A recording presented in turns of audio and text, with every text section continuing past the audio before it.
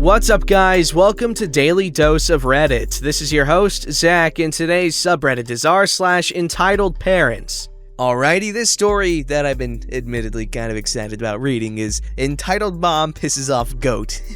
I'm a happily single 39-year-old male. I live in a nice neighborhood just outside of town. My neighborhood is a single street with about 2 acres per household. I still look like I'm 18 if I shave. Baby goats are called kids. A little background for you. These are the players. Entitled Mom or Kid Thief? Me.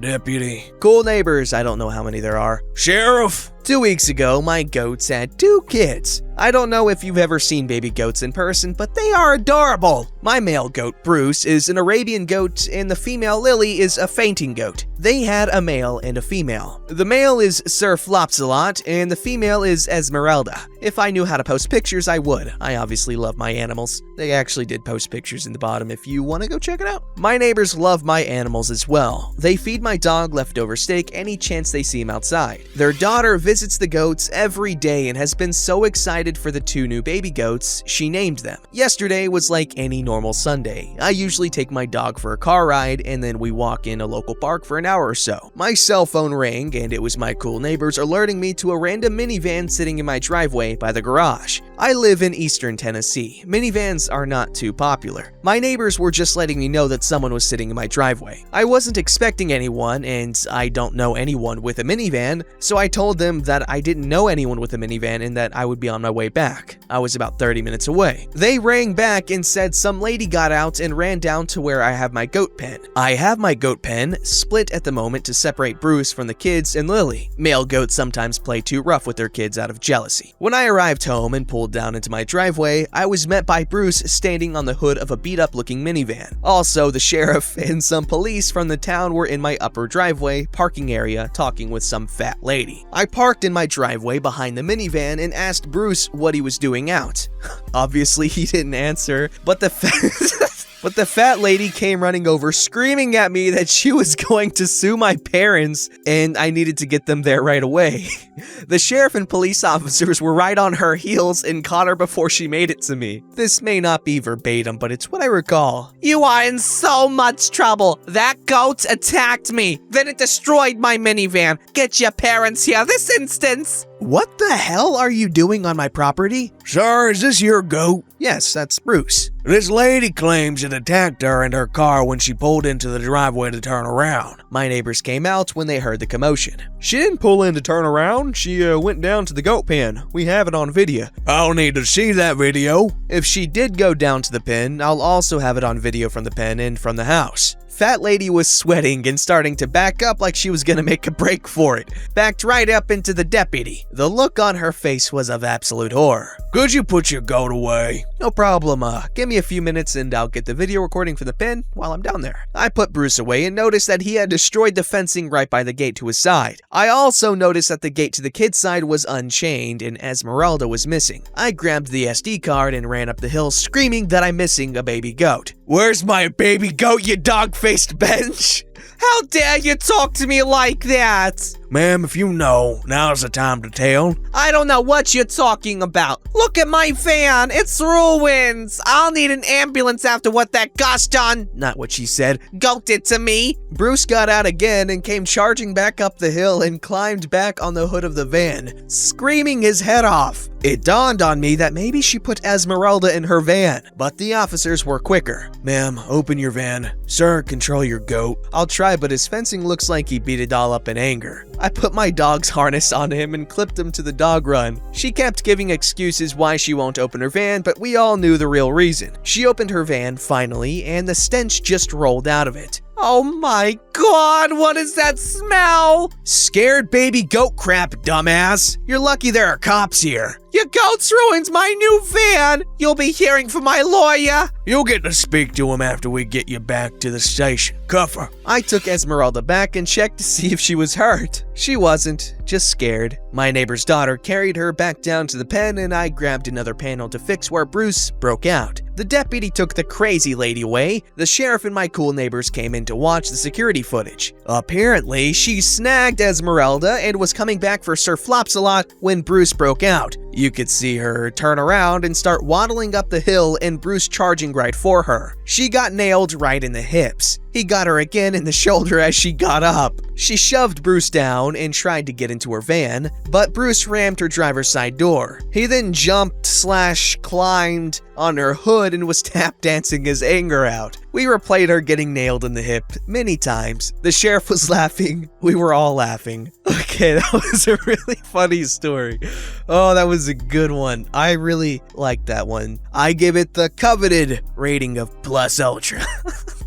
That's so stupid, but that's such a good story. They also said that they'll release the video once the sheriff gives it back. So yeah, check it out if you're interested, because I am. This story is called Father Tries to Shrug Off My Broken Ankle Because Him Going Home and Sleeping Is More Important Than the Damage to My Leg. Not sure if this fully fits here, but I'd say it's entitled to some extent, but more just horrible parenting. Obligatory on my phone. Cast. Me, at the time around 10 years old. Mom, my mother. Big sis. Would've put BS, but that wouldn't go down well. And there's a bunch of other voices that I'm not gonna do right now because it's kinda hard to keep track of it. I'll just make up one as I get to them. Backstory. To set the scene, super entitled father and my mom had recently split up. Well, he was kicked out of the house for reasons that's another story. Every Sunday in winter, my sister and I would play netball for our schools. In Australia, where I live, it tends to get quite rainy, but that doesn't stop us from going out and playing netball. Super entitled father on this day was trying to make half an effort to see my sister and I, so he came to the netball courts to watch us play. The netball courts had a canteen, basically a food vendor, at the side for players, parents, etc. to buy food and drink. But to get to it, you have to walk up a brick slope, which, might I add, has no grip whatsoever, especially when wet. Super entitled father was a huge baby throughout this whole experience because he apparently had a cold and wanted to go home, despite him being the one to make the decision to come here in the first place. Story time! So this Saturday was particularly rainy, parents standing under cover, girls constantly wiping themselves down with towels during the quarter and half times, etc. I had been tripped by a teammate on accident while playing my game, slipping and hitting the slippery court, right arm first, bruising it badly, but at the time everyone was convinced it was broken. We had one more quarter to go and I was bawling my eyes out because of the pain, begging to be able to sit out and let the sub in. My mom looks at me with an apologetic look and tells me I have to go back on and play if the team is to be full on court because the sub refused to go on because she had a cold. I went back on and played the last 15 minutes, then went back to my mom and sister. My mom dried me off carefully and put super entitled father's jacket over me, my sister helping me thread my arms through the baggy armholes. My friend at the time, who happened to be on my netball team, was sitting and talking with my sister and I as she had walked back with us as she usually does before my sister's game. As I cooled down from running around, I get cold and ask my mom if I can have some money to buy a hot chocolate from the canteen. She caves and hands me some change, and myself and my two companions, friend and my sister, are on our way. Friend is talking with sister and have walked a bit in front of me, so I quicken my pace to match theirs, only to slip and hit my ankle directly onto the brick slope as I rolled it. I land back onto my bruised arm and start crying again like the little baby I was. Trying my hardest to find some grip, I tried to roll over to my left side and push my body up so I could stand, only to fall back down again like a sad tortoise on its back while parents and kids just kinda stared. My sister starts freaking out, which is reasonable, but friend just stands there looking unamused and telling me to get up. I'm trying! A man sees me flopping and whining on the ground like a dying seal and offers me a hand, which I gladly accept. Sister thanks him profusely before helping me back down to our mom. I sit for a bit while my mom calls super entitled father and asks him to get over here and take me to the hospital because she was now convinced I had 2 broken bones in the span of 20 minutes. Super entitled father tells us to meet him in the car park because he decided it was too rainy and he'd sit in his car and wait. My mom, wanting to watch my sister's game as well, agreed. We got to the car park, me wobbling most of the way. This conversation ensues. It was a while ago, so not exact, but same points. Take OP to the hospital. I need to stay for sister's game. She needs someone there. It's probably nothing. She's just bruised. I'll take her home to rest. No, you can't be too careful. She's in pain. Go to the hospital. Look, Mom's name, I feel really sick and need rest. I'll take her home and we can kill 2 birds with 1 stone. Mom, clearly getting more enraged by the second. Fine, I'll take OP. You can watch sister's game. I want to be with my sister. She's hurt. Are you sure? You'll miss your game. name? I don't care. I want to be with OP. The conversation ends and my mom drives my sister and I to the hospital. Super entitled father close behind. The parking is packed, so we park about 100 meters away from the front. We walk the first few steps, but I can't walk very well on my own, so my mom asks if super entitled father can carry me as she physically couldn't at that point. Oh, why? She can walk on her own. She's overreacting again. Carry your daughter, super entitled father's name. She's injured and can't walk on her own. If you just let me take her home, we wouldn't have this issue. Fine, I'll carry her because you're too damn lazy. Fine, I'll carry her. We get to the waiting room and I describe the pain and injury to the staff and they seem more worried for my ankle. My mom is there helping me for the next 45 minutes while we're waiting to walk to the bathroom, etc., while sister saves us chairs. Where did super entitled father go, you might ask? Well, he stormed out muttering about how he needs to go home and how he is sick and whatnot, so he goes and stands in the rain. What a genius. I go in, get my leg checked out as well as my arm, and find out I've got a break on my growth plate and needed to be put in a cast for about 7 months with no pressure on that leg. I get a swelling cast put on because my ankle looked and felt like someone put a stale donut under my skin. I get the option to go out in a wheelchair to the car park, which I gladly jump at the opportunity because I low-key wanted super entitled father to see me and feel at least a twinge of guilt. We got out and super entitled father looked me in the eyes with the most "I don't give a fuck" expression and asked if we could go home yet. You bet my mom went off at him for potentially making the break bigger and more damaging. Oh yes, that's some quality parenting. Oh yeah, you got a broken ankle, just walk it off. It'll be fine. Idiot!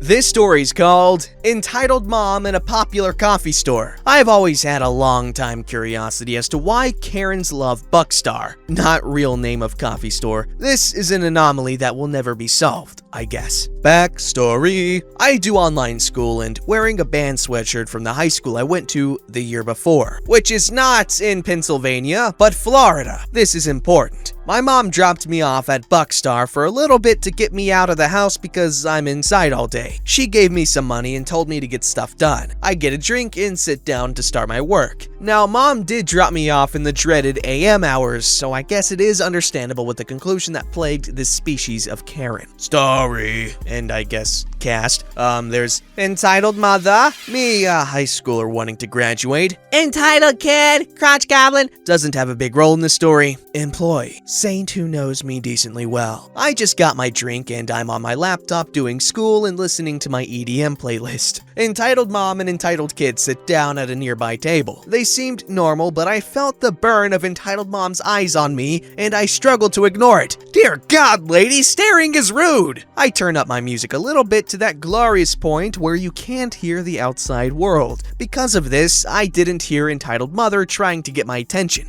That is, until I felt her acrylic claws on my shoulder and she pulled me out of my seat to look her in her ugly face of the Carenius sapiens. Answer me when I talk to you. Why aren't you in school? Ma'am, I am doing school. Quiet! You are setting a bad example to my kid. She looks at my sweatshirt. Where's that school? I'll drive you there. She tried to drag me out the door without my stuff and I yanked my arm away. No, I won't go anywhere with you. But my mommy said go to school. She's not my mommy. But I am, you elder. You have to listen to me. No, I don't. Before you interrupted me, I was going to tell you that I do my school online. That's a lie. How do you know if it's a lie or not? You have a school on your jacket.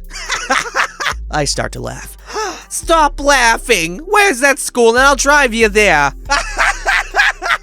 An employee comes over because of this lady's yelling. What's going on here? This brat isn't in school. See? Her jacket has a school on it and she claims to be doing school online. This employee has seen me here quite a few times and knows that I do, in fact, do online school. Side note, if you took out the in fact, it would say do.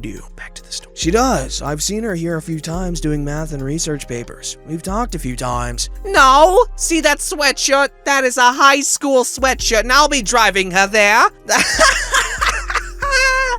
Ma'am, this school, gestures to the logo, isn't around here. That's bull crap! I get on my computer and pull up a map with the route from our current location to the school on my sweatshirt, which is this far, and it's a 17-hour drive. The entitled mom's eyes go wide. That's a lie! Ma'am, I'm gonna have to ask you to leave. What? I'm a paying customer! And so is OP, and you have been harassing her. Now leave or else I'm going to call police. The entitled mom quickly grabbed entitled kid and left the store. The employee and I had a good laugh after she left. It was amazing, and I couldn't find the exact sweatshirt I was wearing because the marching band only sells them for a limited time during the year, and I can't post a pic of my sweatshirt because my phone is broken and my computer camera sucks. That's something Lois from Malcolm in the Middle would do.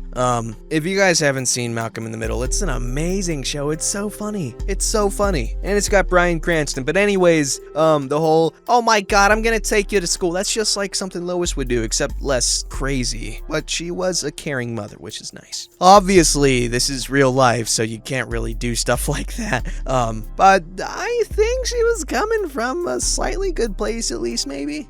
Don't forget to like, subscribe, and hit that bell to never miss an episode.